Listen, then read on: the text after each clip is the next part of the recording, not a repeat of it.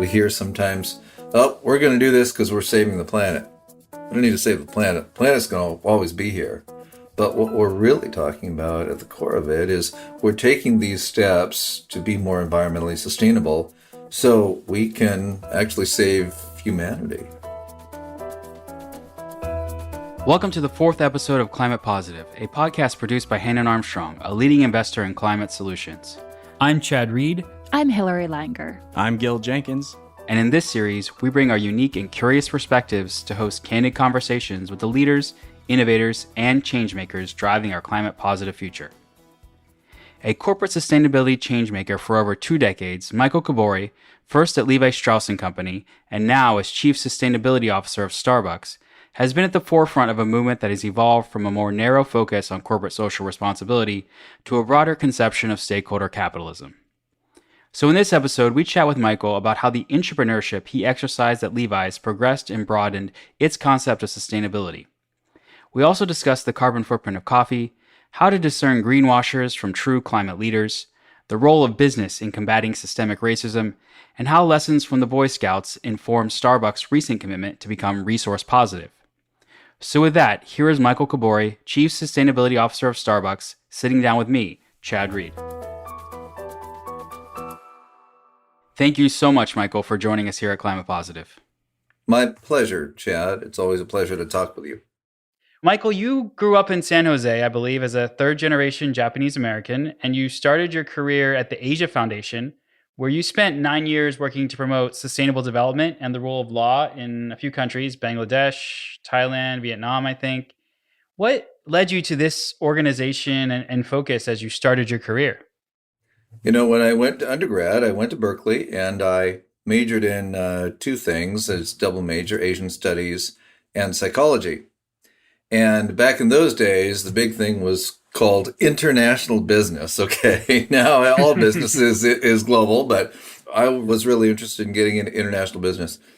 And so my first job was actually as something called a customs broker out in Chicago, where you help bring imported goods into the U.S., but it ended up being the clerk's job of just filling out, customs forms. So I left that job after about a year. And I had been very involved when I was younger in youth exchange programs. I spent a summer in high school over in Japan, living with a host family. I continued to stay involved in that organization.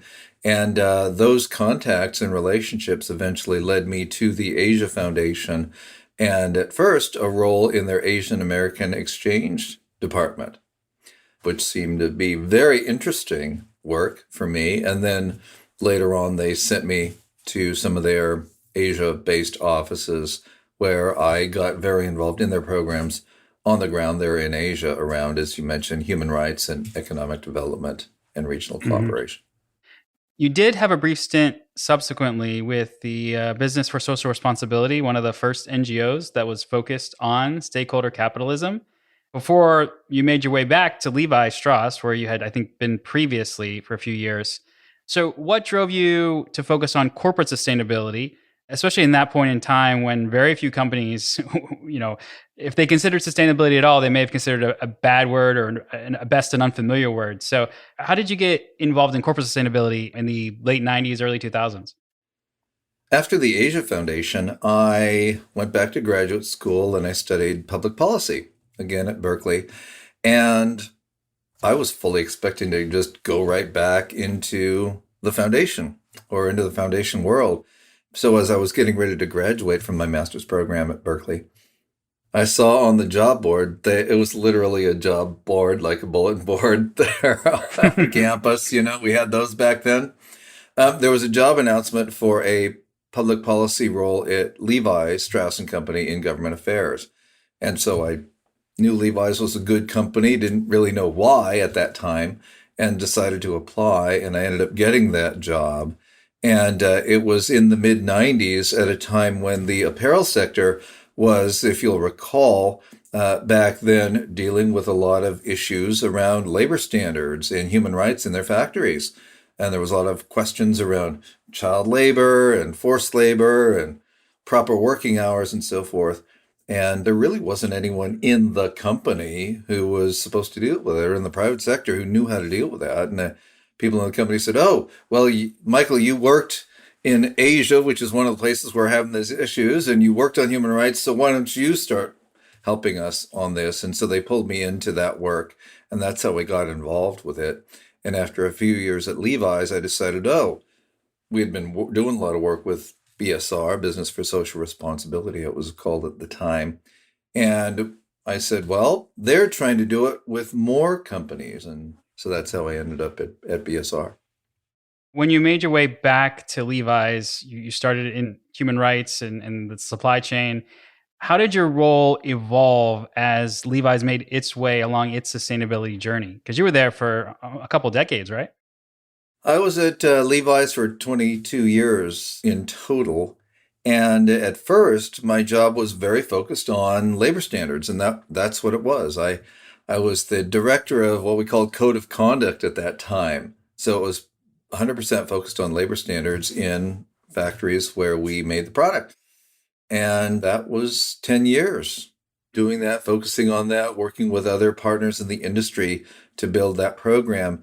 And then after about 10 years, Levi Strauss & Company used to operate and own a lot of its own factories throughout the United States. Really, there were literally 40 factories in the US that the company owned at the time I joined. They were in the Southwest and the Southeastern part of the country.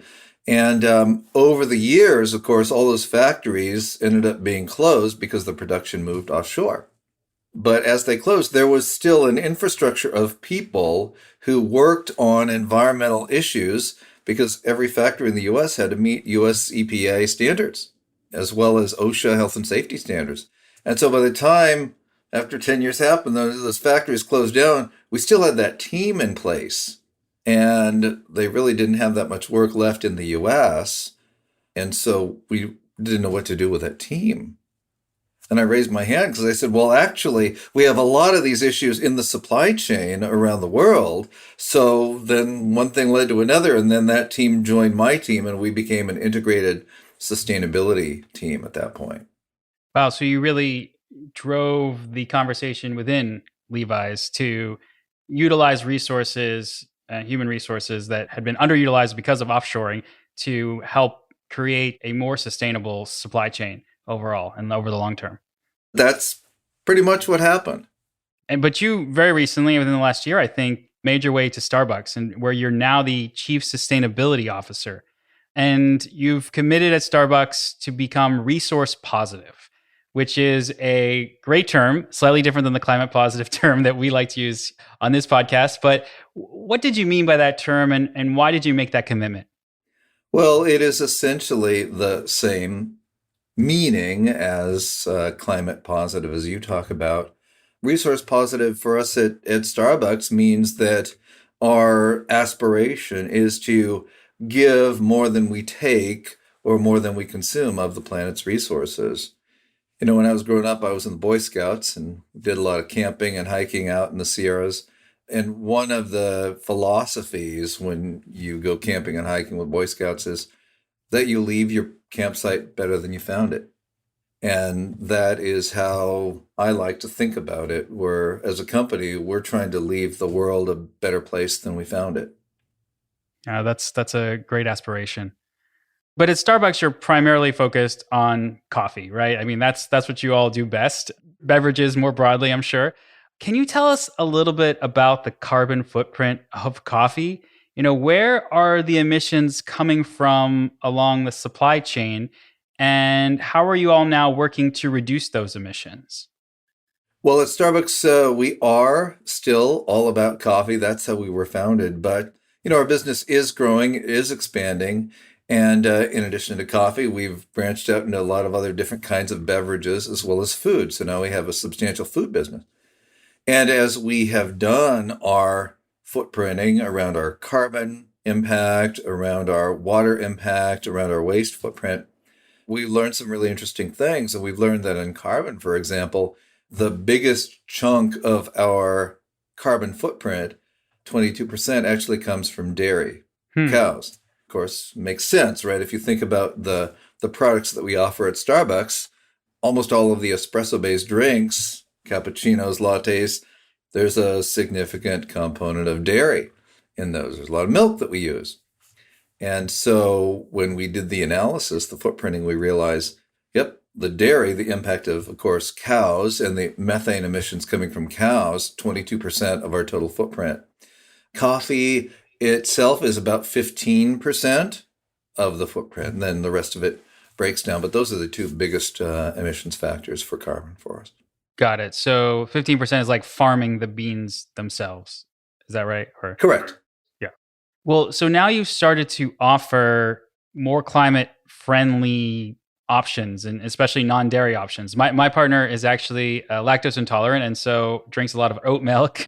And he's really enjoyed that you've provided that option to him in your stores now. What other climate friendly, plant based menu options are you all implementing?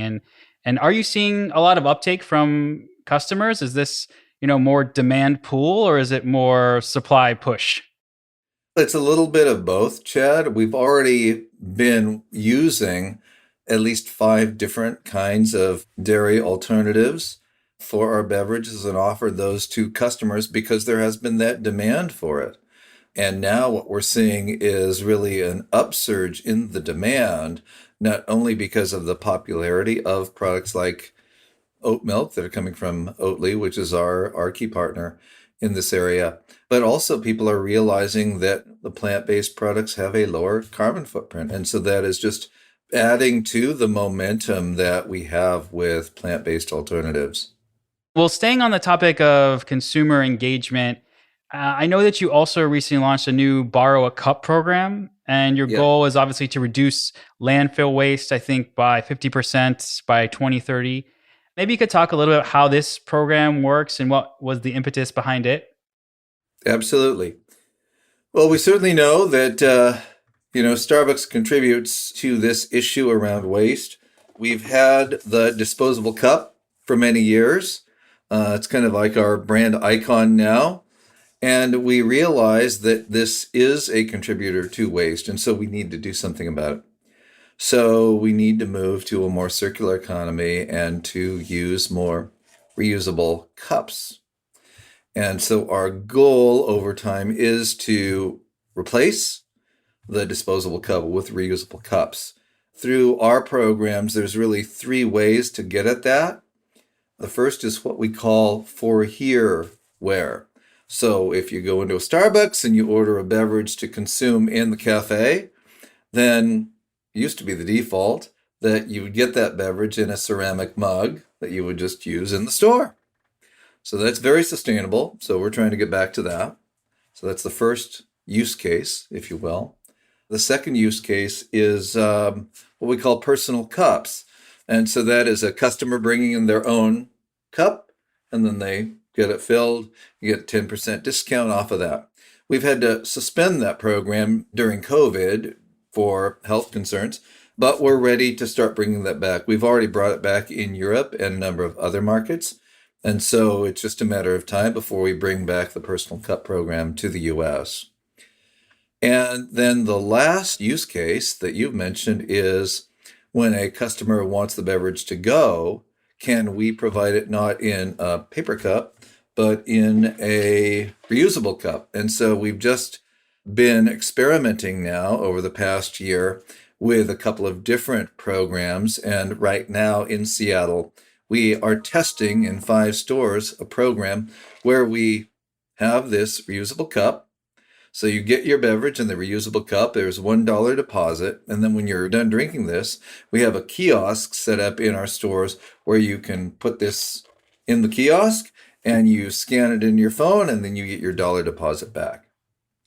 And then the cup gets washed, sterilized, and then reused.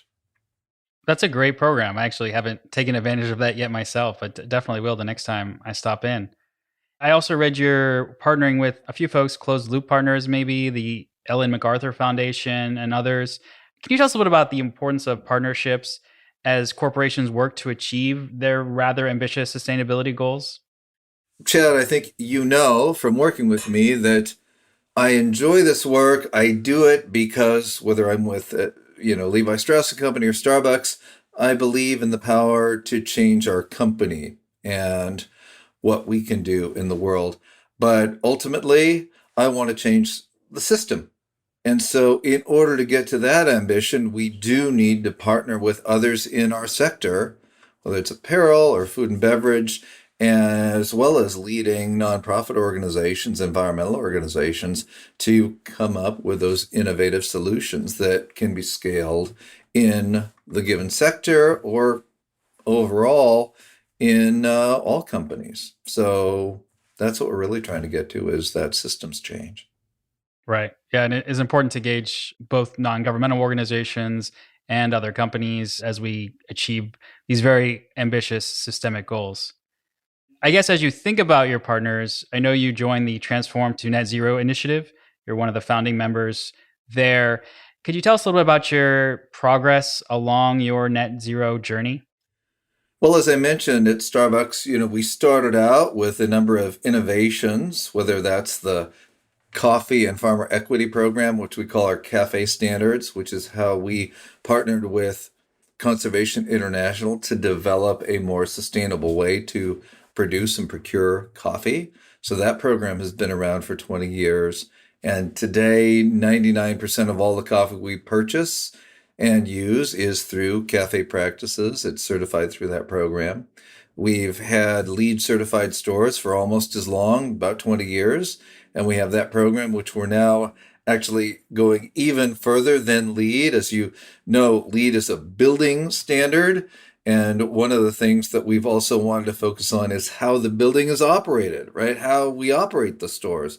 And so we've developed with World Wildlife Fund a program we call the Greener Stores program that incorporates a lot of those, well, building standards, a number of other standards, and looks also at the way we operate the building. So the recycling kind of programs that we have for our products and so forth. So we've built all this into a Greener Stores framework.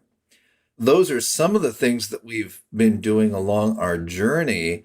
And then, of course, beginning of last year, our CEO set out that vision to become planet positive and to reduce by 2030 our carbon emissions by 50%, so to cut them in half over the next 10 years.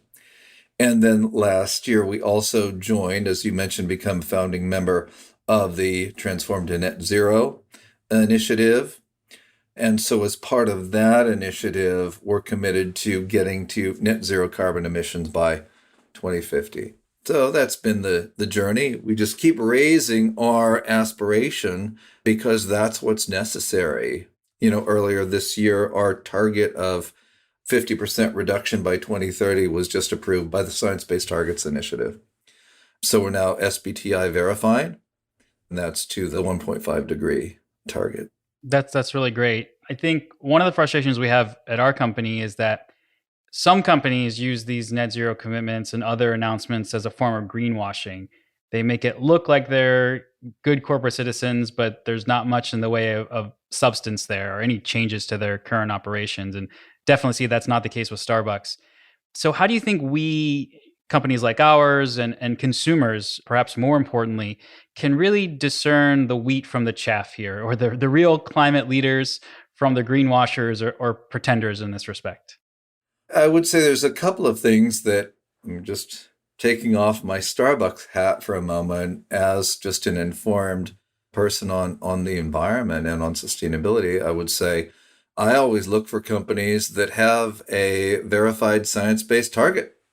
So if you have one of those, it tells me that you've done your homework, you have a plan in place to get there, and it is a pretty rigorous program and commitment. So that's the first thing I would look at.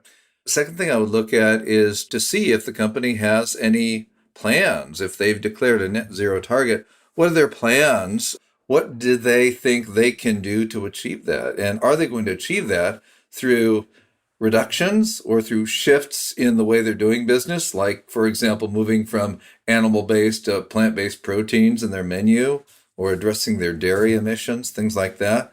Do they have those kinds of actions in place, or are they not very specific, and are they simply going to rely on, carbon offsets to get their way there? So those are some of the things that I would look at. Yeah, and that's a good point on the carbon offset market. We've done a bit of research in that ourselves, and it's very, very difficult to verify, long-term sequestered or removed carbon. And that I think maybe moves us to our next line of questioning around policy. With the new administration, there are many companies, focused on the intersection of policy and sustainability or ESG. And the SEC has this request for comments regarding ESG disclosures. And with all the interest among investors and NGOs on reporting lobbying activities as well. So, how does Starbucks work to incorporate its values and its sustainability focus into its policy engagement and advocacy efforts? It is very important for our efforts around policy advocacy to be very aligned with our positions. And so Starbucks was one of the founding members of the BICEP, the Business for Innovative Climate and Energy Policy Coalition, that does work with federal government and Congress to try and create more sustainably focused standards around carbon energy. So very important for us to do that. As a member of the Transform to Net Zero initiative, we recently signed on to that letter calling for the administration to take steps to reduce the U.S. carbon emissions by 50%. So we've tried to be very consistent in terms of our policy advocacy with the goals and targets that we have as a company. Yeah, that's very encouraging. As we know, that there are some companies that will donate to certain candidates who are not aligned with their values. But it's encouraging to see you all are moving in a different direction. And then I guess on the slightly broader topic of the intersection of social justice and climate action, and some folks refer to this as climate justice. I know you've participated in some recent discussions on this issue. Where are you and Starbucks focusing your efforts on this front? Starbucks is very focused around becoming planet positive or giving more than we take from the planet's resources. We also have a goal to become more people positive. And so that pertains to not only our employees, who we call partners, but farmers as well, who grow our coffee. And it is that intersection of people and planet that, to me, is what sustainability is all about. We talk about, or we hear sometimes, oh, we're going to do this because we're saving the planet. We don't need to save the planet. The planet's going to always be here. But what we're really talking about at the core of it is we're taking these steps to be more environmentally sustainable so we can actually save humanity and the conditions that human beings can thrive on this planet. And so that's what we're trying to protect. And so that intersection of people and planet is really important to Starbucks. It's very important to me as well. And so we've been exploring a number of programs. We just announced recently a program where, through our renewable energy investments in the United States, in New York State in particular, we have a new program where, through those investments, we're not only going to be able to provide renewable energy to our stores, but also to enterprises, organizations in the surrounding communities, particularly BIPOC communities, where BIPOC folks are getting unduly impacted by the negative impacts of the climate crisis. So bringing the people and planet threads together, exploring and supporting that intersectionality is really important to us. Yeah, I saw that recent announcement. That seems like a really great program. And I guess then, kind of on that topic, very sadly, as you know, there's been an alarming rise in hate crimes against Asians and Asian Americans over the last year in specific cities in particular across the US. Do you think there's a role for the business community in combating this particular epidemic or systemic racism more broadly? Absolutely. And I think that what we have seen over the past year with Black Lives Matter, with focus on racial justice in this country, businesses have stepped up. And I think through COVID, through the Black Lives Matter protests last summer, through the climate crisis, through voting rights, through lots of issues that our society is going through, we are seeing companies step up and take a stand and not only express where they stand as companies, but also speak out in support of people's rights and these issues. And so what we've seen, certainly what I've seen over the past 25 years in working in what was originally called corporate social responsibility and has evolved to now we're talking about what stakeholder capitalism is, I think, the phrase that you used.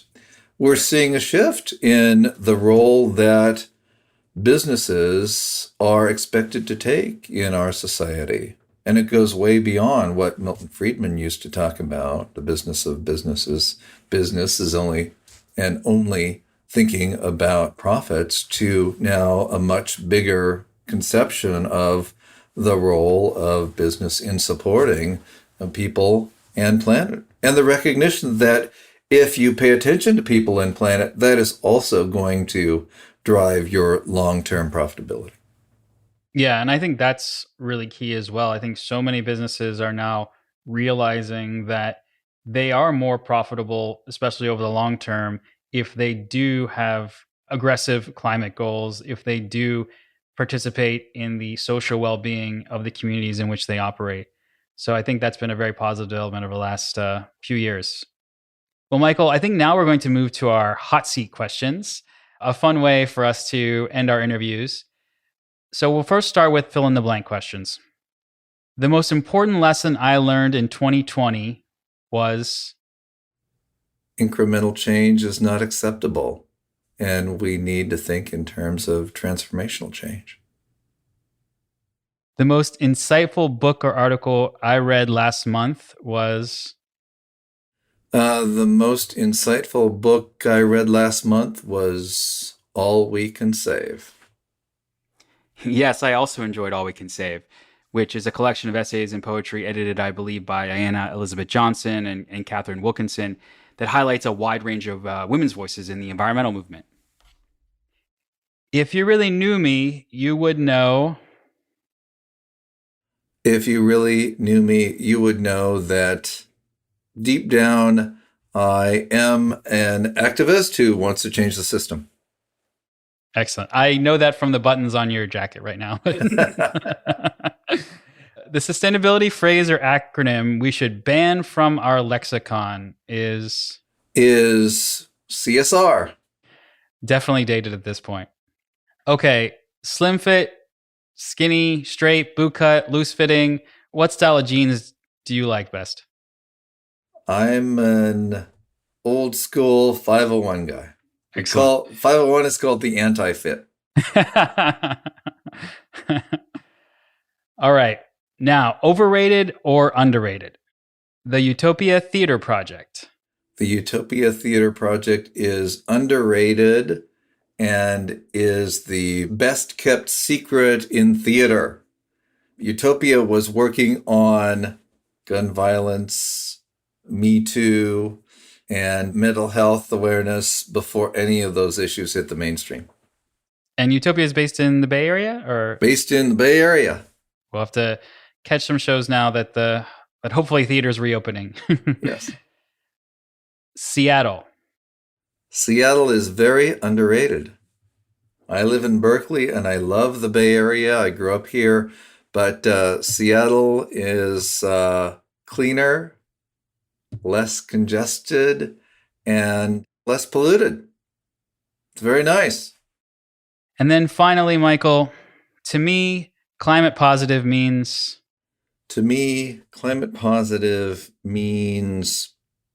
we will ensure that those who are most affected by the climate crisis get their needs addressed. That's a great sentiment to end on. Thank you, Michael, for joining us today. It's been a really fun conversation. Thank you, Chad. I enjoyed speaking with you. Climate Positive is produced by Hannah Armstrong. Tell us what you thought about the conversation. You can send us show ideas by tweeting at us at Hannah Armstrong, or send us a note at climatepositive@hannaharmstrong.com. If you like the show, feel free to give us a rating or share with a friend. It helps others learn about the show and our climate positive mission. I'm Chad Reed, and this is Climate Positive.